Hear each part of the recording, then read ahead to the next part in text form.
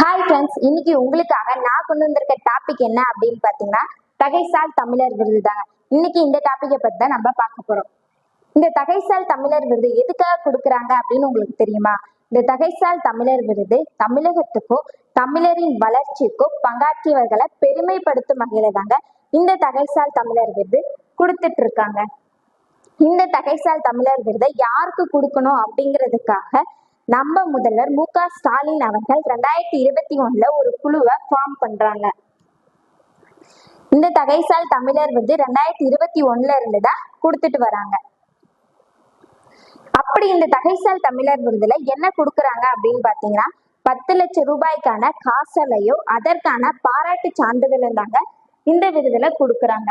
இந்த ஆண்டு தகைசால் தமிழர் விருதை யாருக்கு கொடுக்கலாம் அப்படிங்கிறதுக்கான கலந்தாலோசனை கூட்டத்தை சென்னை தலைமைச் செயலக முதல்வர் தலைமையில ஜூலை 4 அப்போ தொடங்கியிருக்காங்க.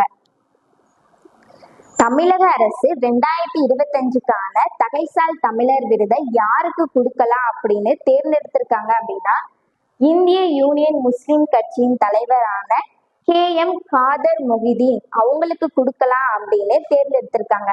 இவங்களுக்கு இந்த விருதை எப்ப கொடுத்திருக்காங்க அப்படின்னு பாத்தீங்கன்னா ஆகஸ்ட் 15 சுதந்திர தின விழால நம்ம முதல்வர் கொடுத்திருக்காங்க. 2021 இருந்து யாருக்கெல்லாம் இந்த விருதை கொடுத்திருக்காங்க அப்படின்றத பார்க்கலாமா? 2021 திருநா சங்கரையா அவங்களுக்கு இந்த விருதை கொடுத்திருக்காங்க. 2022 திருரா நல்லக்கண்ணு அவங்களுக்கு இந்த விருதை கொடுத்திருக்காங்க.